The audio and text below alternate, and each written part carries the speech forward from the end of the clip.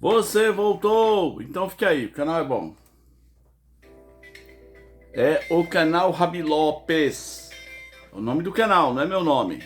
Canal Rabi Lopes, canal de variedades com cosmovisão cristã. Se inscreva, dê um like, comenta, compartilhe, dê um like, comenta, like. Vamos pro tema.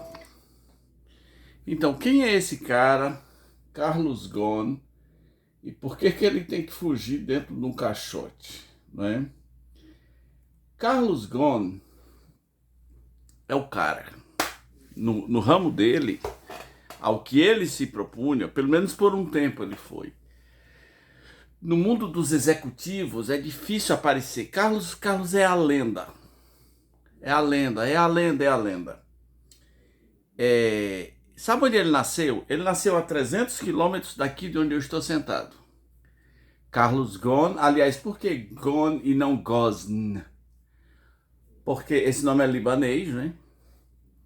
E os franceses parece que não sabiam pronunciar esse Ghosn, ou sei lá como é que é, e virou na França Carlos Ghosn. Carlos Ghosn nasceu aqui em esqueci, Guajará-Mirim. Guajará-Mirim, eu já estive nessa cidade. Mas nos documentários e para o mundo ele se apresenta como sendo libanês. Eu não sei porquê. Será que o Carlos tinha vergonha de ser brasileiro? Ele é brasileiro, ele nasceu aqui. Estado de Rondônia, eu fui lá nessa cidade. Guajará-Mirim é interessante porque do lado de lá é Bolívia. É Guaiará-Mirim. Então, do lado de cá é Guajará-Mirim, do lado de lá Guaiará-Mirim, separados pelo Rio Madeira. Rio Madeira, um rio enorme e tal. Você pega o barco, vai do lado de lá fazer compras, volta e tal. Então ele nasceu ali. Os pais deles eram libaneses, vieram pra cá, não sei o quê. Os avós, né? Aí tem um menino, o menino se casa e tal. O Carlos Ghosn nasceu, pá, etc.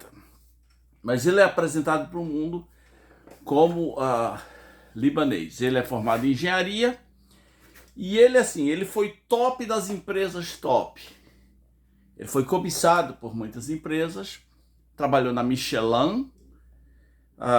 Sua carreira foi no mundo automobilístico, mas ele fez nome mesmo, foi na Renault francesa e na Nissan japonesa.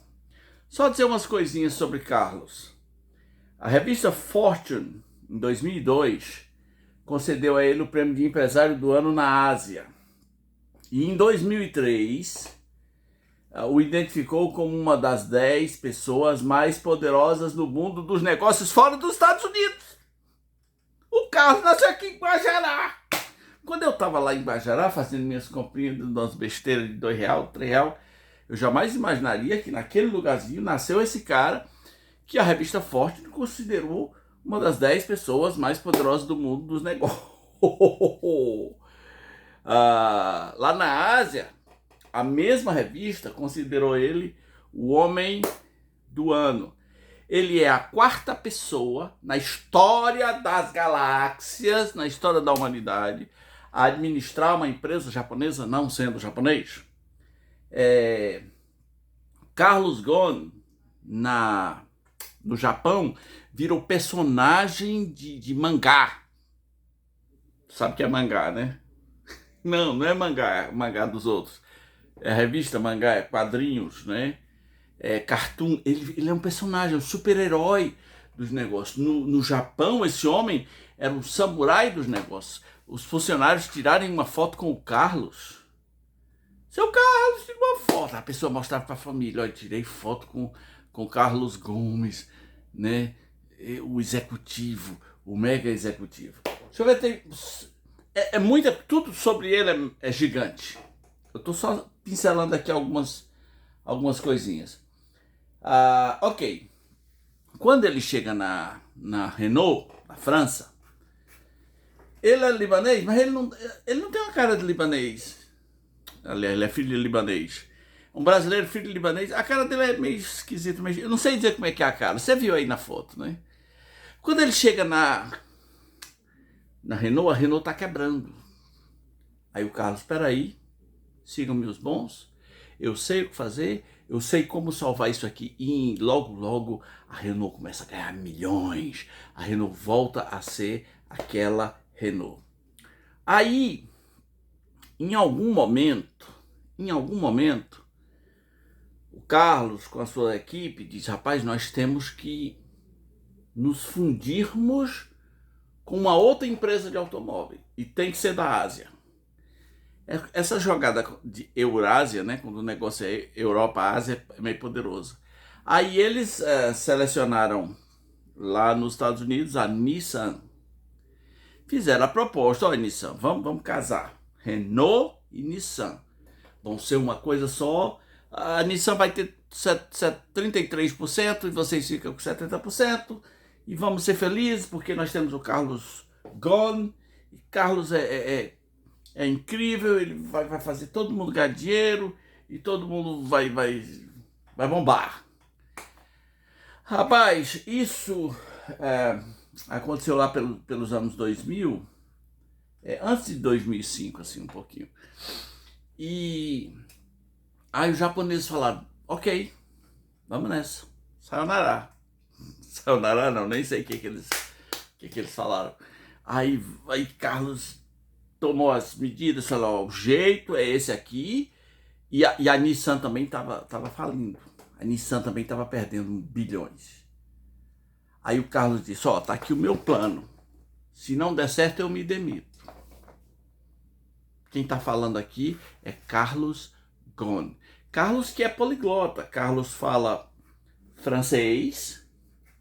Carlos fala português, porque é brasileiro. Carlos fala libanês. E Carlos fala inglês fluentemente, com um sotaque pesadíssimo, né? Mas fala inglês. E andou até arriscando um japonês lá, né? Quando estava no Japão. Aí, se não der certo, eu me demito. Deu certo. E logo, logo, Carlos virou o herói do Japão. Se o Carlos fosse comer num restaurante, aquele restaurante virava a celebridade dos restaurantes. A foto de Carlos estava lá. Carlos Ghosn, o rapaz nascido em Guajará-Mirim, Rondônia, um lugar qualquer do mundo aqui na Amazônia. E aí virou essa coisa louca. E aí pronto, Carlos é o herói, Carlos é o melhor, viva Carlos. Porém, nem tudo eram flores. O pessoal observou que o Carlos não se adaptava muito com a cultura japonesa, ele tinha seus próprios métodos. Por exemplo, na cultura japonesa, a promoção é com base na hierarquia. Os mais velhos. Isso é meio ruim, assim, pro peão. Mas se você era o mais velho, então você tem direito a ser promovido. Carlos chegou lá e falou: uma ova. Não quero gente inútil.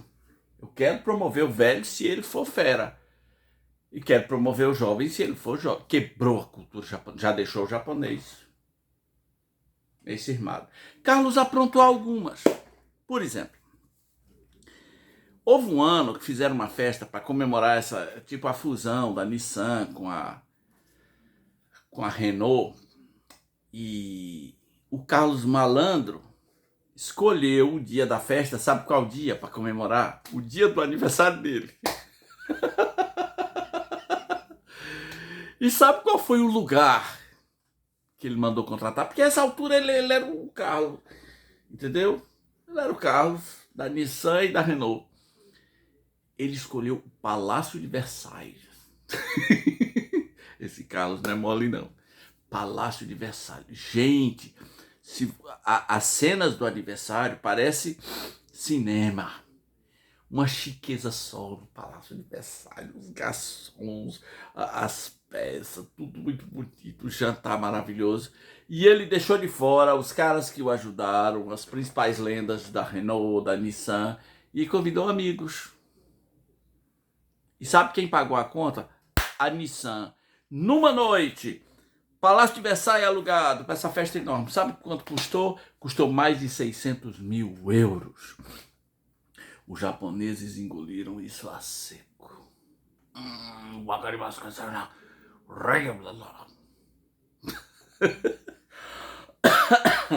japonês foi ficando com raiva. E o japonês tá com raiva. Carlos não pode fazer festa.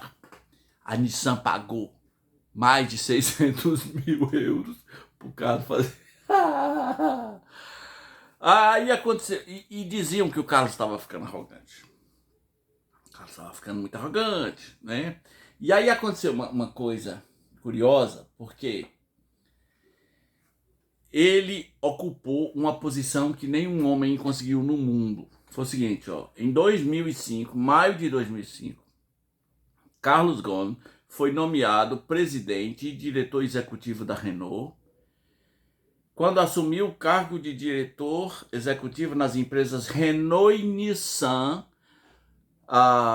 tornou-se a primeira pessoa do mundo a simultaneamente dirigir duas empresas. Ninguém tinha conseguido isso. Quem é o diretor da Nissan? Nissan é essa gigante dos carros. É o Carlos Ghosn. E quem é o diretor da Renault? É o Carlos Ghosn. Esse Carlos, hein? Esse Carlos é um bichão mesmo, hein? Aí aconteceram uns escândalos dentro da Nissan. Parece que o Carlos acusou falsamente pessoas de venderem informações para os chineses. Deu uns escândalos na China. A imagem do Carlos foi se desgastando.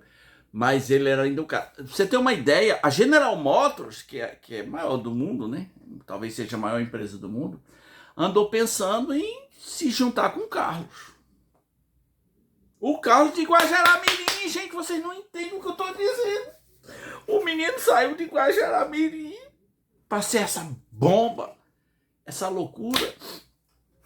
Tá bom. Aí, um dia alguém falou assim: o Carlos tá roubando nós. Pessoal lá do japonês. Japonês desconfia, Carlos. O japonês, quando fica com raiva, aí foram pesquisar, contrataram uma auditoria. E segundo eles lá, que o Carlos nega, tá? Segundo eles lá, o Carlos tava roubando, tava desviando, usando dinheiro de forma indevida. O salário do Carlos, eu vi uma pessoa falando, uma pessoa da França, que era a base, assim, por baixo, que era 8 milhões de euros por ano. É muito dinheiro, né, não? Calcule aí em real.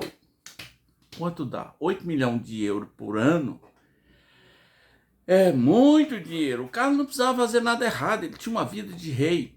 E nesse momento, o Carlos tinha decidido, ele quase não parava. Um dia ele estava no Brasil, no Rio de Janeiro, outro dia estava nos Estados Unidos, outro dia estava no Japão, outro dia ele estava na França. Afinal de contas, ele é o Carlos, ele é o cara que dirige duas empresas ao mesmo tempo. Uma hora dele, se você dividisse a hora dele por dia, quanto custa uma hora por dia? Você já fez isso? É muito importante para você, né?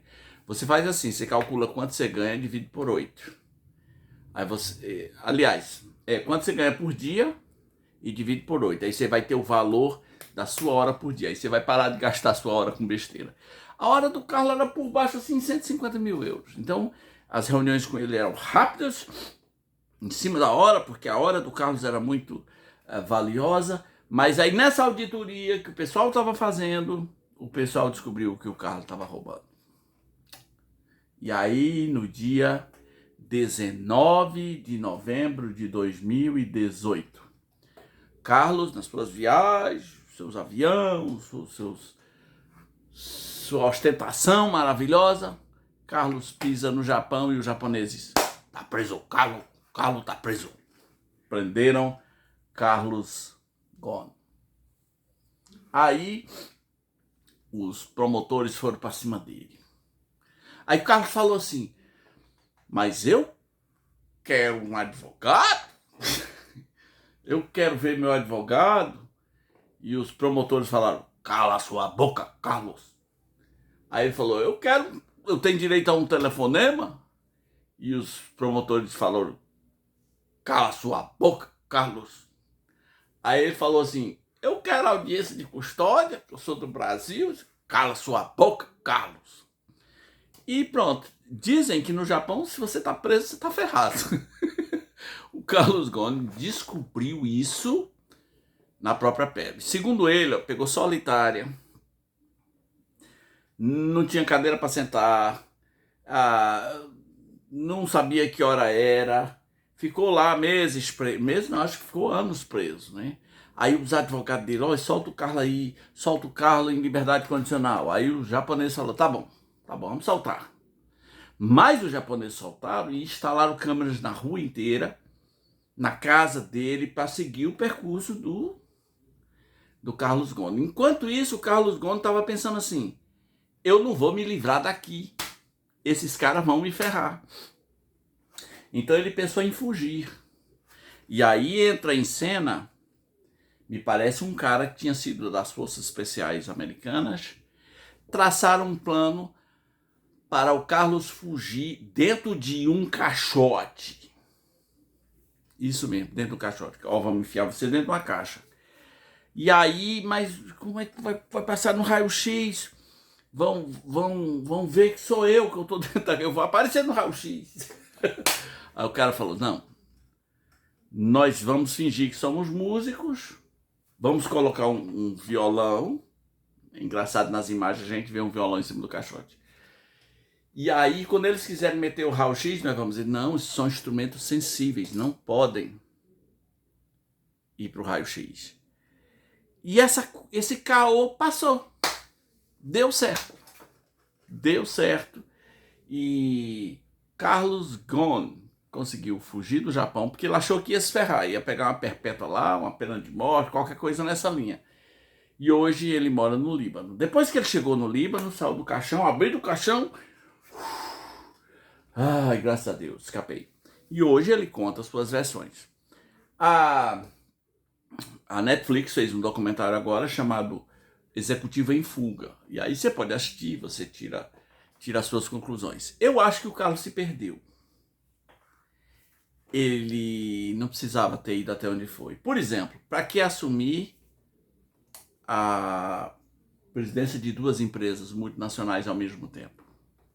Ele tinha que deixar furos em algum lugar. Ficaram furos. Ele passou 19 anos sendo o chefão desse pessoal, ele acumulou inimigos, certamente ele acumulou inimigos. Carlos deixou que as riquezas dominassem o seu coração, a fama, são tantos prêmios, eu não tenho tempo aqui para falar, tantos prêmios, todo mundo queria ser Carlos Ghosn. E de repente, o cara estava ali dentro de um caixão, tendo que fugir para não morrer. Cadê o Carlos Ghosn agora? A Bíblia diz, se as vossas riquezas prosperam, não ponhais nela o vosso coração. Todo mundo que alcança sucesso precisa aprender temperança, precisa aprender humildade, precisa entender que tem uma hora que você tem que lutar contra a sua própria fama. Se consideram você o iluminado, tem um pastor amigo meu que fala assim que os iluminados às vezes ficam ofuscados pela própria luz. E aí, o que você acha da história do Carlos Ghosn? Deixa aqui o seu comentário e esse foi mais um vídeo do canal Rabi Lopes. Deixe seu comentário aqui. Quer assistir o documentário Netflix? Chama-se Executivo em Fuga. Você vai gostar. É emocionante, é emocionante.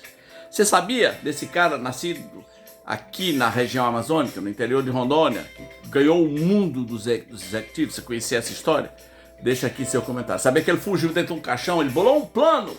Ele provou que era inteligente mesmo, porque ele conseguiu escapar do Japão, né? Ele é fera, ele é fera. Tá bom.